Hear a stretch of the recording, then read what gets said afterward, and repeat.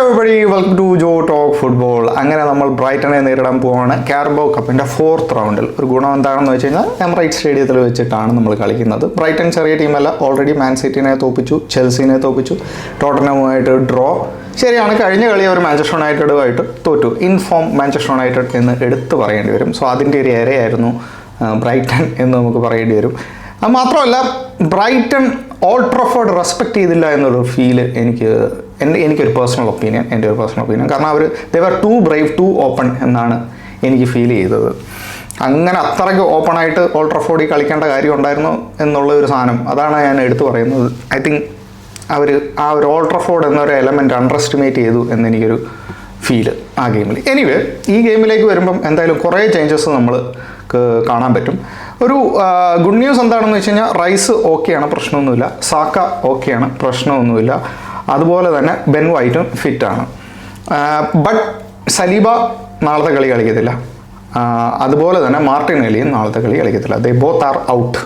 But അത്ര worrying ഒന്നുമല്ല. എന്ന് തിരിച്ചു വരുമെന്ന് വെച്ച് കഴിഞ്ഞാൽ അതിനെപ്പറ്റി ഒരു ക്ലിയർ ആൻസർ ഒന്നും അർട്ടേറ്റ പ്രസ് കോൺഫറൻസിൽ പറഞ്ഞില്ല.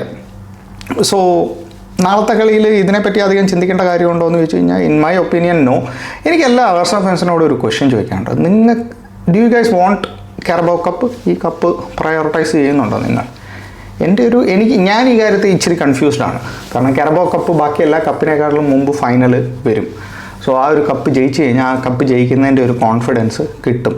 സോ അതൊരു അതൊരു ബൂസ്റ്റ് ആയിരിക്കും. ബാക്കിയുള്ള കോമ്പറ്റീഷൻ നമുക്ക് ചേസ് ചെയ്യാം. കാരണം ആ കപ്പ് ജയിച്ചതിൻ്റെ ഒരു ഫീല് നമുക്ക്, ഒരു കോൺഫിഡൻസ് നമുക്ക് ഓൾറെഡി വന്നു കഴിയും. ബാക്കി കോമ്പറ്റീഷൻ തീരുന്നതിന് മുമ്പ് തന്നെ. സോ അങ്ങനെ നോക്കുമ്പം യെസ്, ഇതൊരു നല്ല ഇത് നമ്മൾ പ്രയോറിറ്റൈസ് ചെയ്യണം എന്ന് തന്നെയാണ് എൻ്റെ ഒരു feel. But at the same time നമ്മൾ അതിൽ പൂർണ്ണമായിട്ട് ഇൻവെസ്റ്റ് ചെയ്യാതെ നമ്മുടെ ഉള്ള സ്ക്വാഡ് വെച്ച് നമുക്ക് മാനേജ് ചെയ്യാൻ പറ്റുമെങ്കിൽ മാത്രം അതിൽ ഫോക്കസ് ചെയ്താൽ മതി എന്നുള്ളൊരു മെൻറ്റാലിറ്റിയാണ് എനിക്ക്. ഐ നോ അത്ര ക്ലിയർ കട്ടായിട്ടുള്ള ഒരു ആൻസർ അല്ല എൻ്റെ ഭാഗത്തു നിന്ന്. ബട്ട് ഇതാണ് എൻ്റെ ഒപ്പീനിയൻ. നമ്മുടെ സ്ക്വാഡ് സാക്രിഫൈസ് ചെയ്യാതെ ആ കോമ്പറ്റീഷൻ എത്രത്തോളം മുന്നോട്ട് പോകാൻ പറ്റുമോ അത്രത്തോളം മുന്നോട്ട് പോകട്ടെ. അല്ലാതെ അതിലേക്ക് കംപ്ലീറ്റ്ലി ഇൻവെസ്റ്റ് ചെയ്തിട്ടുള്ള പരിപാടിയൊന്നും വേണ്ട. First priority premier league, second priority domestic cup, അങ്ങനെയുള്ളൊരു ഇതാണ് എൻ്റെ ഒരു ഒപ്പീനിയൻ. നിങ്ങളുടെ ഒപ്പീനിയൻ നിങ്ങൾ കമൻറ്റിലൊന്ന് പറയണേ. അപ്പോൾ ലൈനപ്പിലേക്ക് വരാം. ലൈനപ്പിൽ വരുമ്പോൾ എന്തായാലും കുറേ ചേഞ്ചസ് കാണും. കെപ്പ മിക്കവാറും ഗോൾ കീപ്പറായിട്ട് സ്റ്റാർട്ട് ചെയ്യാൻ ചാൻസ് ഉണ്ട്. അതുപോലെ തന്നെ right back Ben White start ചെയ്യാൻ ചാൻസ് ഉണ്ട്.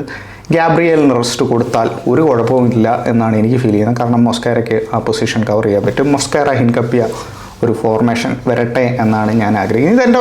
ഇതെൻ്റെ പ്യുവർ ഒപ്പീനിയനാണ്. ഇങ്ങനെ ആവും എന്നല്ല ഞാൻ പറയുന്നത്. ഇങ്ങനെ ആയാലും കുഴപ്പമൊന്നുമില്ല എന്നാണ് എൻ്റെ personal opinion. Left back MLS കളിപ്പിക്കാം. സെൻറ്ററിൽ നമുക്ക് വേണമെങ്കിൽ റൈസിന് റെസ്റ്റ് കൊടുക്കാം. നോർഗാർഡിനെ സ്റ്റാർട്ട് ചെയ്യാം. നോർഗാർഡ് മെറീനോനെ സ്റ്റാർട്ട് ചെയ്യാം. എസേനെ നമുക്ക് നമ്പർ 10 റോളിൽ കളിപ്പിക്കാം.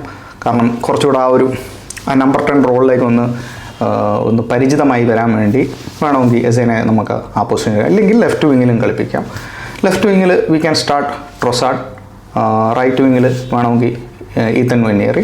Down the line of course നമുക്ക് ഗ്യോക്കറൈസിനെ സ്റ്റാർട്ട് ചെയ്താൽ പറ്റും. കാരണം ഗോള് അടിച്ച ആ ഒരു കോൺഫിഡൻസ് വരാൻ വേണ്ടി. Yes, he is working very hard and everything.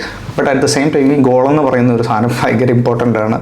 കാരണം ആ ഒരു കാര്യം ശരിയാണ്. അത്ലറ്റിക്കോ മഡ്രിഡിനെതിരെ 2 ഗോൾ അടിച്ചെങ്കിലും ആ കോൺഫിഡൻസ് നമുക്ക് കഴിഞ്ഞ കളിയിൽ നമുക്കത് കാണാൻ പറ്റിയില്ല. സോ ഇറ്റ്സ് വറിയിങ് എന്ന് ചോദിച്ചു കഴിഞ്ഞാൽ യെസ്, ലിറ്റിൽ ബിറ്റ് വറിയിങ് എന്ന് തന്നെ പറയേണ്ടി വരും. But at the same time അത്ര വറീഡല്ല ഞാൻ. കാരണം നമുക്ക് ഗോൾ അടിക്കാൻ പല ഏരിയാസ് ഉള്ളതുകൊണ്ട്, areas in the sense set piece ഉള്ളതുകൊണ്ട് ഞാൻ അത്ര വറീഡല്ല. But Gyokeres should start scoring more. നമുക്ക് എല്ലായിടത്തു നിന്നും സ്കോർ ചെയ്യണം. ഓപ്പൺ പ്ലേയിൽ നിന്ന് സ്കോർ ചെയ്യണം, സെറ്റ് പീസിൽ നിന്ന് സ്കോർ ചെയ്യണം.